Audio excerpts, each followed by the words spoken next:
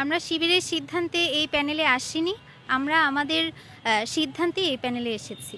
ঐক্যবদ্ধ শিক্ষার্থী জোটকে অনেকে শিবিরের প্যানেল বলছে, কিন্তু এই জোটে যে ২৮ জন প্রতিদ্বন্দ্বী আছে, ২৮ জনই কিন্তু শিবিরের সদস্য নয়।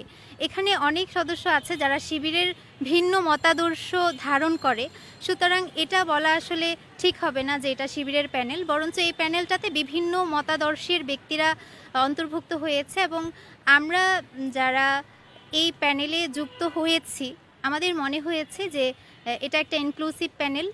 বিভিন্ন ঘরানার লোকজন যোগ্যতার ভিত্তিতে, তাদের দক্ষতার ভিত্তিতে এখানে পদ পেয়েছে। আমরা যদি এখানে অংশগ্রহণ করি প্যানেলের মাধ্যমে ডাকসু নির্বাচনে, তাহলে আমরা আমাদের কাজগুলোকে আরও ভালোভাবে করতে পারবো, শিক্ষার্থীদের আশা আমরা পূরণ করতে পারবো। সেই ধারণা থেকেই আমরা এই প্যানেলের অংশ হয়েছি। আমরা শিবিরের সিদ্ধান্তে এই প্যানেলে আসিনি, আমরা আমাদের সিদ্ধান্তে এই প্যানেলে এসেছি। শিক্ষার্থী জোটের কার্যনির্বাহী সদস্য পদে প্রতিদ্বন্দ্বিতা করছি। তো যেই পদে আমি প্রতিদ্বন্দ্বিতা করছি, এই পদে প্রতিদ্বন্দ্বিতা করার জন্য কোনো ধরনের ক্রাইটেরিয়া নেই যে হিজাব বা নিকাব, হিজাব নিকাব ছাড়া। তো মানে এখানে এই প্রশ্নটাই অবান্তর যে হিজাবি প্রতিদ্বন্দ্বী বা নন হিজাবি প্রতিদ্বন্দ্বী।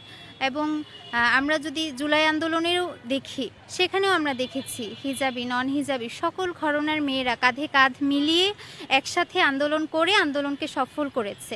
তো এটাই হচ্ছে আমাদের জন্য শিক্ষণীয় যে আমরা যখন এতটুকু উদার হতে পারবো যে সবাইকে আমরা গ্রহণ করতে পারছি, তখনই আমরা আসলে একত্রে কাজ করতে পারবো, একটা সুন্দর শিক্ষাঙ্গন আমরা নিশ্চিত করতে পারবো, এই আশাই রাখছি।